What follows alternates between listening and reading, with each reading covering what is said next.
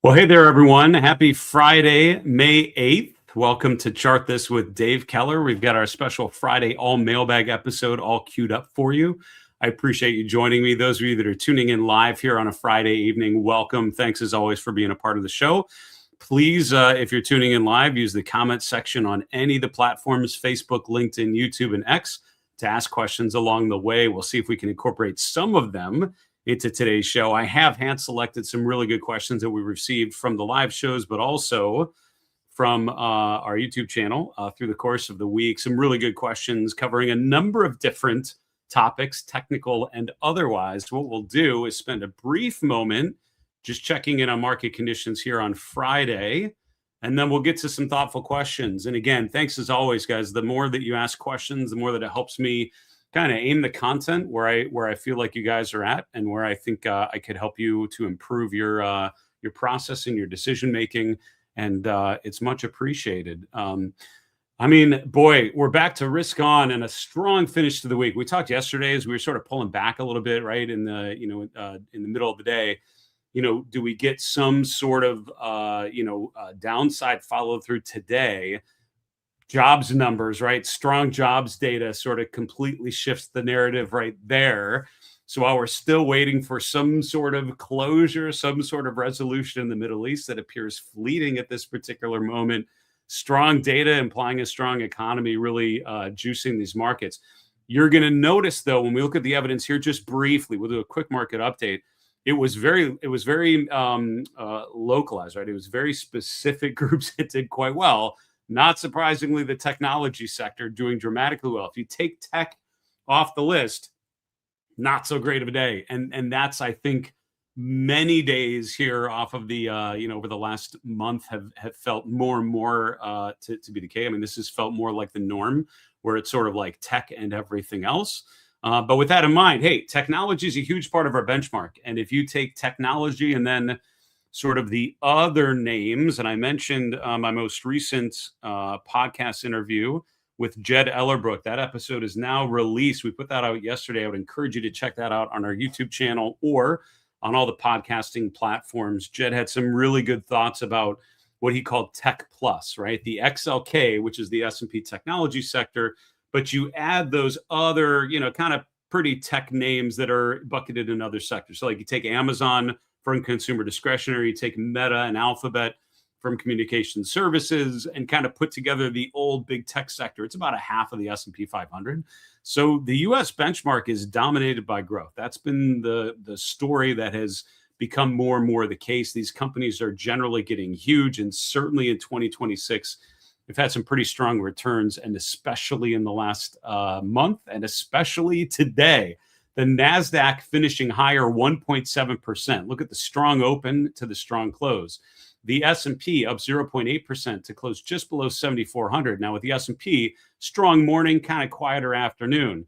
Then you get the Dow, which was literally like strong open, weak through the course of the day, just barely, narrowly got back into green going into the close. So this has been the story of the market here, I would say, in the last month. Strong Nasdaq, pretty good S&P, kind of okay Dow, and that continues to be the theme. Mid caps and small caps, which arguably are less tech heavy, are doing okay today as well. Both up about 0.5%, so underperforming the S&P, but still in the green. VIX was actually up in the mid 17s. It did drop pretty aggressively in the afternoon. Finished today just sort of in the low 17s. So a 17 handle is a low volatility environment. That tells you continued kind of low vol conditions. That means markets pretty stable. At least the options market are suggesting pretty stable conditions for equities. Just to quickly check in on some of the other asset classes, some initial thoughts here. And again, for our market misbehavior premium members, we'll have a full report over the weekend when we have some time to take a deep breath when the markets close and dig into some of these charts.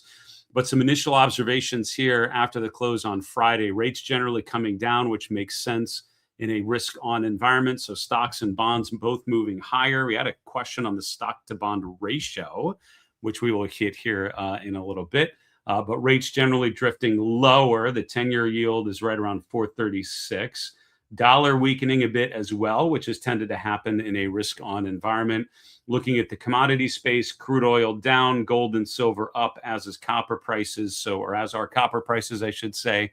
So kind of, again, consistent. And then cryptocurrencies lagging a bit behind, equities, but Bitcoin sort of rotating back above 80,000 going into the weekend, which is encouraging. Big round numbers tend to matter, and 80,000 might be one of those pivot points we want to keep an eye on. Here, I mean, this is, I think, the game, right? I mean, technology was up 3.4% today. So if you take technology out of the picture, now granted, the S&P X technology is not really a thing. I mean, we have to accept the fact that about half of our market is driven by growthy growth, all kind of tech or tech related. The XLK, the actual formal technology sector, it's about 38% of the S&P 500's weight at this particular moment. So that one sector is up 3.4%. Then you have a huge jump down to materials, consumer discretionary, consumer staples, which were up a little bit. On the downside, you had utilities, healthcare, financials, which were down a little bit. So outside of tech, this was a pretty quiet day and a pretty kind of low volatility, choppy, sloppy, sideways experience. Today was all about technology continuing to dominate our thinking. In terms of breadth, okay, not overwhelmingly positive, but certainly more positive than negative. 55% of the NYSE stocks were up. Kind of interesting, though, that breadth in the S&P was nowhere near that positive, almost flipped. 59% down in that index, only 41% up. So we can see the breadth in small caps way better than the breadth in large caps. That's an interesting divergence. And then look at some of these moves in the technology sector, right? Akamai Technology is up 27% today. SanDisk, Micron, Intel, Monster is obviously not, that's a consumer staple stock, but had a nice gap higher. So a couple, non-technology names aside, most of these are tech names up double digits today. So a resounding upward move in the technology sector is the way we finished this week. Yesterday, we talked about how the candle was not a real bearish, candle pattern to report on, but it certainly implied some weakness. Today, though, we rotate back higher to make a new all-time high, briefly trading above 7,400 and closing not far below that level. As we're doing so, I had a great interview earlier today with Dean Christians. Dean, I've known for a number of years, a fantastic technical analyst, now runs his own firm called Turning Point Market Research. We should have that episode out for you maybe over the weekend. It might be on Monday now that we're kind of got to it. Had some internet issues yesterday, so we got the interview when we could. So when that one comes out, we talked a lot about the divergence in breadth, where the market has been going higher, but we can see that the advanced decline line on the New York Stock Exchange, the percent of stocks above their 50-day, the bullish percent index, the offense to defense ratio, all four of those are going lower over the last couple of weeks. That sort of reinforces that tech over everything theme that we've been talking about.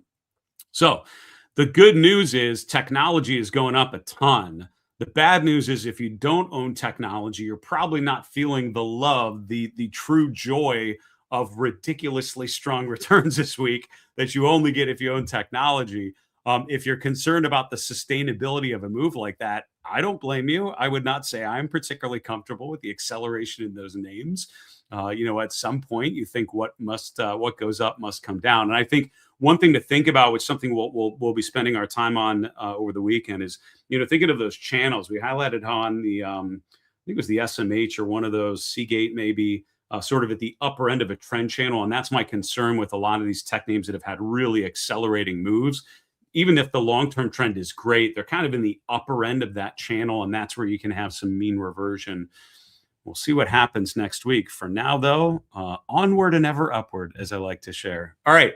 Here's some questions that have come from you guys watching the show, asking questions live or asking questions on our YouTube channel. Please keep them coming. Great to hear from you as always. I try to read every question that comes in and then hand select some ones to focus on a Friday with a little more time. Here's question number one.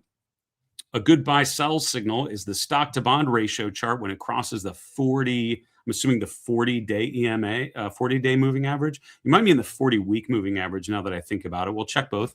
Would you agree? Also, the new highs, new lows chart, or new high low. Oh yeah, that's the highs versus lows, which is quite accurate for signals as well.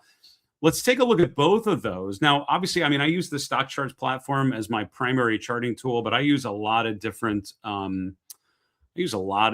platforms. And that is something I always tell people, having one great charting platform is awesome. I would strongly encourage you to have backups, have other platforms that in a pinch, you can always use them. That came from, and I didn't really understand that. That's a thing called redundancy. That's something I learned working for big money managers, because you never wanted to be in a situation where you didn't have a good source. And so you always had duplication, right? We had backup systems that we could always go to. You learn that in aviation. We always have battery powered. You have multiple batteries. So if one craps out, you can always go to the other one. So I would encourage you, have multiple platforms. They're not that expensive. Have different platforms so you can go to, because I've had random issues. Most of the platforms I use are very stable, and that's awesome. But on the off chance something doesn't look right, I really love being able to go to another really good platform and say, all right, what's that one sell me? All right, there's an issue. All right, now I can start to think about what the right data might be. So strong recommendation for that. So you had said the stock to bond ratio. I'm using the SPY and TLT. That's kind of my go-to for stocks to bonds. I'm going to look at like 2 years.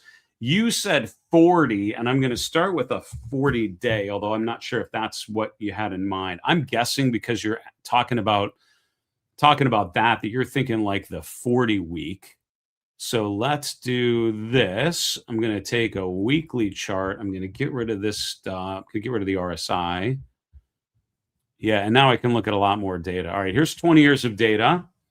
I'm looking at when the 40-week. So I'm guessing you're saying look at when it's above or below the 40-week moving average. That's what I'm inferring from your question. I mean, it's not bad, right? I mean, if you look at the chart, and again, I'm going back to like the financial crisis, but more recently, I mean, great, because it's basically reminded you to remain invested in equities since the COVID low. So that's pretty good.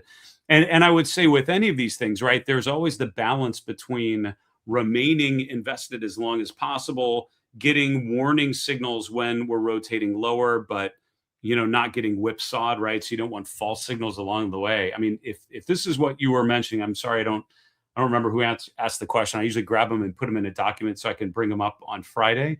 I mean, not bad. And I would say there are a number of things that you can use on this sort of ratio. I tend to use like my market trend model as a great way of just sort of measuring things on a ratio like this. And this is the same market trend model that I share with my premium members in our weekly flight plan. Then also in our monthly chart review, we dig into this on a bunch of different ETFs.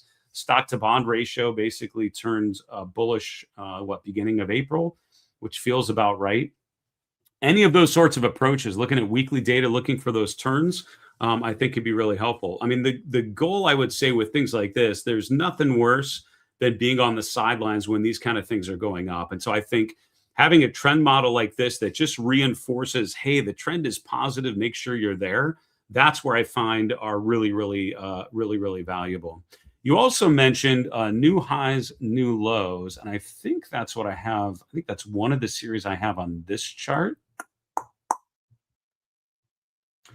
Yeah, so the particular series that you mentioned is this one, $NYHL on stock charts. Excuse me, that's actually a daily, just the spread between new 52-week highs minus new 52-week lows on the New York Stock Exchange. And that's not bad as well. I would say that's one of the better things to pay attention to. So here, when there are more new lows than new highs, that tells you we're in a risk-off environment. When there's more new highs than new lows, we're in a risk-on environment. To preview a little bit my interview with earlier today with Dean Christians, he was mentioning new 52-week lows. I asked him, like, what's your big warning sign when conditions are good? And he said, I look for new 52-week lows. He said, everyone focuses on new 52-week highs. I start to look for new 52-week lows. And as he was saying that, I actually brought up this chart on my other monitor. I was like, ooh, we're just starting in the red. This is the new 52-week lows on the S&P 500. And then on the bottom panel, and then the New York Stock Exchange in red.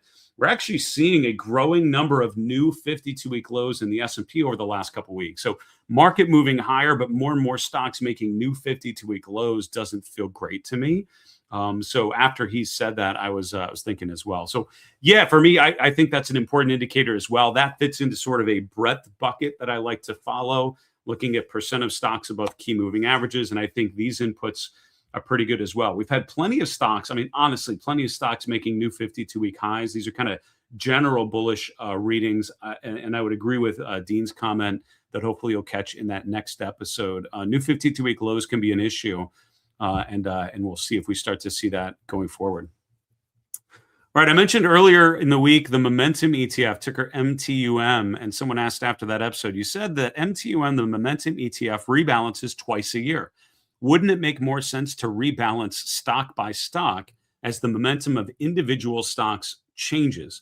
Yeah, so we talked about this ETF, which is ticker MTUM. This is an ETF which is an iShares ETF. They have a series of factor ETFs, one for momentum, one for low volatility, one for, they call it size, which is basically smaller companies, quality, value. I think those are the 5 factor ETFs that they have.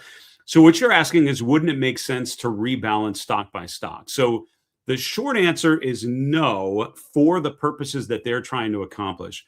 What you need to understand is factor investing is sort of, there's a book whose name escapes me, but all the quantitative analysts at Fidelity had read it. They called it the Bible of quant investing. And it was someone years ago who'd written this book talking about factors. And what the idea is, you take 1,000 stocks, or say we have the S&P 500, and you rank them all in terms of volatility for some measurement, some consistent look back period.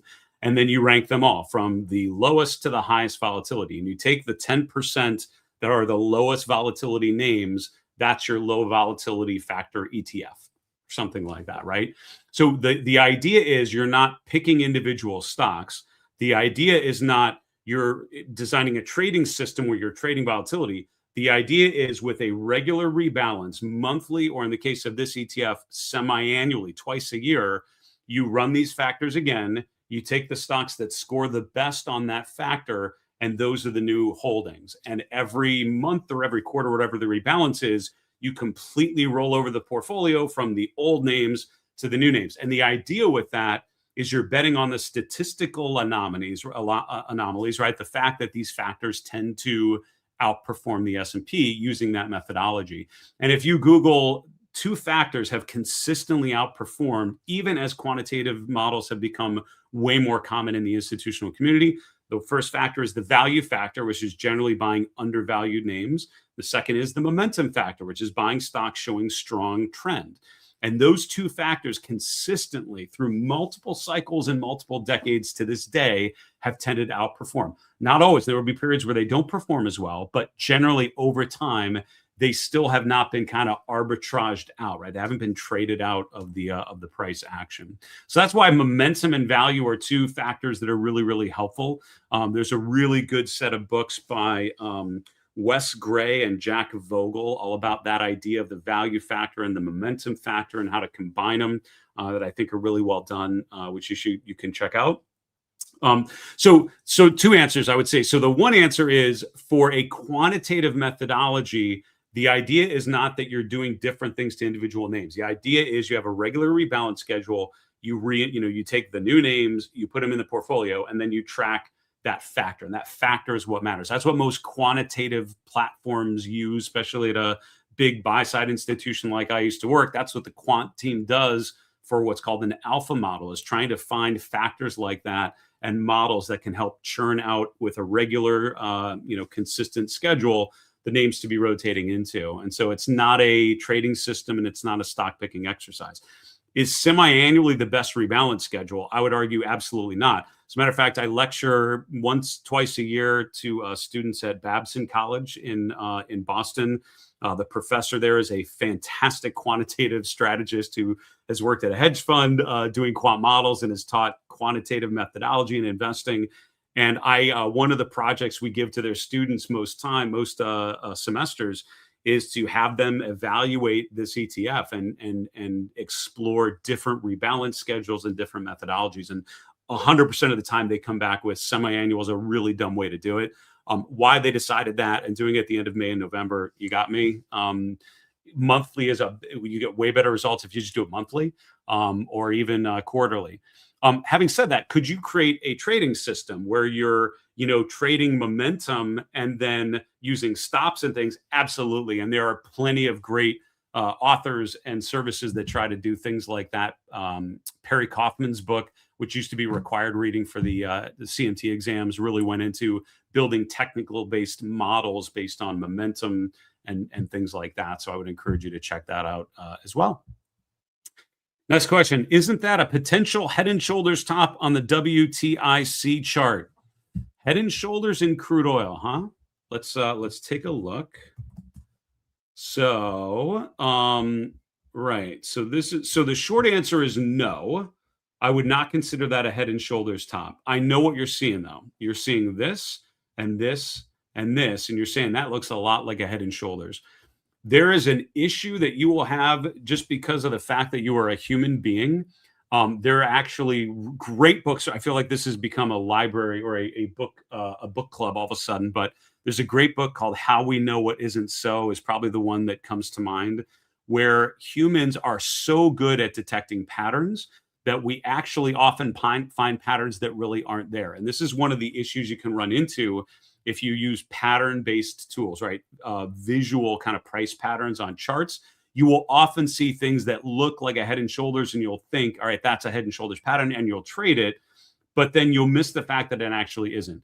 To have a head and shoulders pattern, you need a clear head and you need two shoulders. So you need a head, and then you need lower highs on the left and the right. So already you kind of have this rogue higher high on the left. This is more of a very misshapen head and shoulder. So it's really not, right? So that bar right there kind of kills it.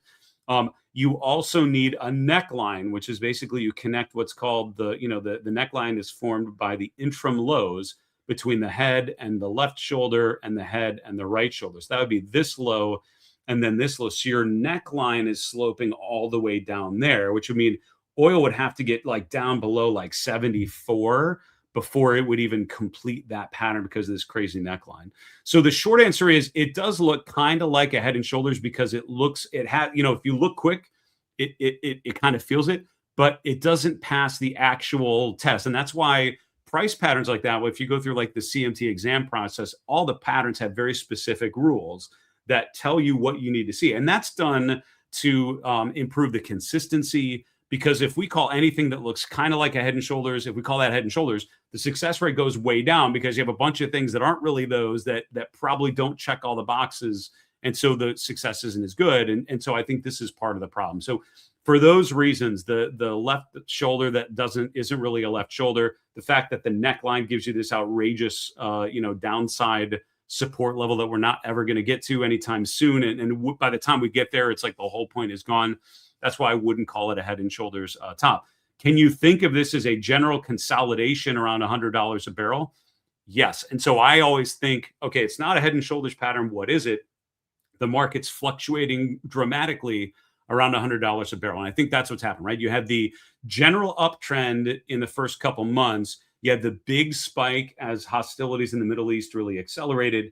But then from early March to now early May, we've just been swinging wildly, and oil prices have gone up and gone down based on the headlines. But generally, we've not seen a general improvement in crude oil prices or any meaningful decline.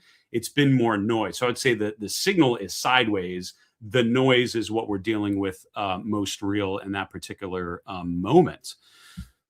That's what I would tell you about the chart of crude oil. We're going to come back in a moment and take a couple more questions I've gotten from you guys. I do want to give a shout out to one of our partners, EPS Momentum. I actually just put out a video early this morning using the platform EPS Momentum to look for stocks demonstrating strong earnings potential, but also with some strong price. And I highlighted a couple charts where the model is showing bullish on both sides, some where the price trend is not quite there, but the earnings were strong coming out of this earnings season. So some great names to keep an eye on. You can find that video on my YouTube channel, and you can learn more about this awesome platform at marketmisbehavior.com/EPS. They're offering 30% off your first payment on a new plan, and I'd encourage you to check it out. Thanks so much, EPS Momentum, folks, for supporting Market Misbehavior. All right, continuing on. What are your stop loss and sell rules when you are in a consolidation phase versus when you're in an uptrend phase or trend? Number one, I love this question for a number of reasons. Number one, I love that you're thinking about stop losses. That is excellent. I have found, particularly as people are sort of building out their approach, they often don't recognize the importance of stops early enough in the process. And that is one of the things. I mean, just living to invest another day and preserving your capital can be so valuable. And so I would say the money management side of using charts is so important. And the great thing about the technical toolkit, it's really designed for risk management in so many ways. Right? It's really designed to help you. Certainly, parts of the toolkit are designed to help you with that. So I love that you're asking about stop losses. The other thing is I love that you're recognizing that in different trends, those could be kind of different. What I love about your question number three is the fact that I actually have a webcast coming up at the end of May. I'll share more details about that probably in the next couple of weeks. But last week in May, we'll be doing a webcast all about stops and all about exit strategies. And I'll share with you some of the specific tools that I use for that. So not to steal too much of the thunder from there, but I would say, yeah, your stop on something like Alphabet needs to be different than your stop on something like Palantir, right? And so, in clear uptrends, right? I mean, ideally, our portfolio always kind of looks like Alphabet mid 2025, right? All the stocks are doing great. They're all in uptrends. And then it's kind of an easier lift of just figuring out when the uptrend is exhausted. And so the short answer is there are some technical tools I use to anticipate a peak, like a divergence, but there are other things, and these are more stop losses that help you recognize when the trend has shifted. And we're in the presentation going to be talking about moving averages. We'll talk about momentum. We'll talk about support levels and all of that. What you have to remember is like Palantir is probably a good example to look at right about now. There was a period when it was in a clear uptrend, but now it's really more sideways, right? So when you have a consolidation phase, I would argue that the game is much more straightforward, and that you pretty much just want to kind of contain the action, right? Is how I tend to think of it. So you want to draw some visual cue that helps you define, all right, this is Palantir right now, right? Palantir is ranging between 125 and 160. The bottom end of that panel is my stop, right? Straightforward, easy. Don't ever spend another minute thinking about it.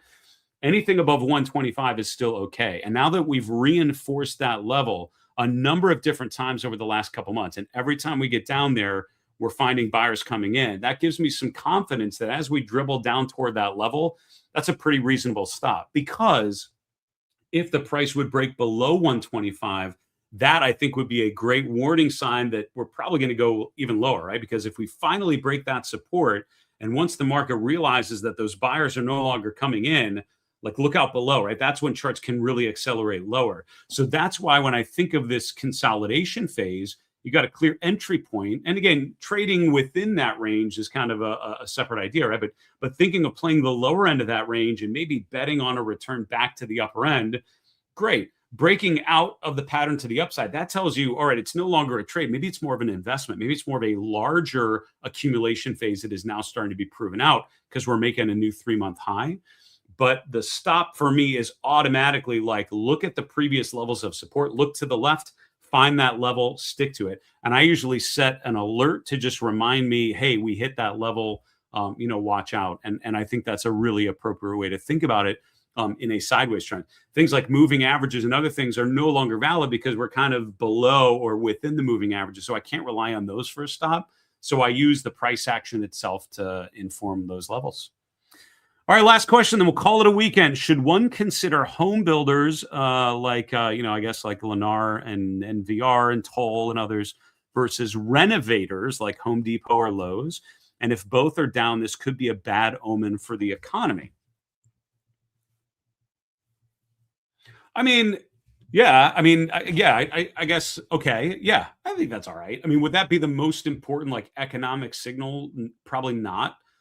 Is that something that you can think about? Yeah. So, and I will tell you this, right? There's just a general vibe, and I get the argument that if you look at like Lennar, which is a home builder, right? So this is, basically constructing new homes, right? So this company is going to do well if people are building new homes and probably taking out a mortgage to do so. Home builders have generally been struggling. Interest rates are part of that. Just the general housing market in the US, all of those are kind of rolling up into stocks like Lennar, not looking particularly strong in the last 6 months. Compare that to like Home Depot, and the narrative on a stock like Home Depot is, well, maybe people aren't building new homes, but so they're just kind of renovating their existing home. And instead of Lennar doing well, it's going to be like Home Depot and Lowe's, and we're going to try to save money and do it ourselves. And and contractors, which are going to be, if you're not a do it yourself, which, to be honest, I am definitely not. My wife is way handier than I will ever be. That's why we're a good pair. If she wants to go to Home Depot and get some lumber and do it, or if we hire a contractor that goes and does it, they both, are going to tend to use a Home Depot or Lowe's probably. So would those be good? That narrative makes sense. Logically, that makes sense. But in reality, both of those charts I just showed you are pretty much near new 3-month lows, right? Both of those have been struggling in the last 6 months. And so I would say, while that logic, I think, would is sort of embedded in your question, it doesn't really hold up. So your point is, so one more comment on that. I would say one of the ways you can do that, and different charting platforms have different ways of doing that. This is Home Depot, and I'm going to compare that to Lennar, and then I'm going to add a correlation. And I would say check whatever charting platform you use. I'm doing this on stock charts, but most good charting platforms hopefully have like a correlation tool where you can take two different data series and correlate the returns over time. That's kind of what I'm doing here. We'll make this nice and big, and I'll make it blue so we can see what it is. All right, so the top panel is Home Depot. The bottom panel is Lennar. You don't even need to run the correlation to just see that these stocks tend to go up together and tend to go down together. So that narrative of we're buying new homes or we're going to Home Depot, and so there should be an inverse correlation, doesn't really hold up by the data. You can see that the correlation is generally pretty positive. There are moments when it comes disconnected a bit, but generally these stocks tend to move up and down together. And that's why some ETFs, like I think XHB, kind of combines the home builders with like the home improvement stores as like one big bucket. And that's why, because the returns are fairly similar between them. And it's just general housing stuff is all kind of bucketed together. So the fact that both of those are going down definitely tells you that the housing market probably doesn't appear to be particularly robust. Is that a broader implication for the economy in general? Like, I don't know, right? Because the housing market, in some ways, it will be at times aligned with the broader economic conditions, but right now, like the housing data has been weaker. These stocks are weaker, but the jobs number today was absolutely lights out positive. So not necessarily, right? I mean, they're not all tightly correlated, but it definitely tells you that this particular area, the housing market, the home builders, the companies that do stuff related to housing have not been good. And so all of that aside, for me, the most important thing is obviously looking at the trend in the charts. And I think the problem with these charts is going back to like last fall, right? I mean, August, September, these really started to look good. I remember looking at Home Depot and seeing, all right, we may actually get a break to new highs, and home builders were all starting to improve.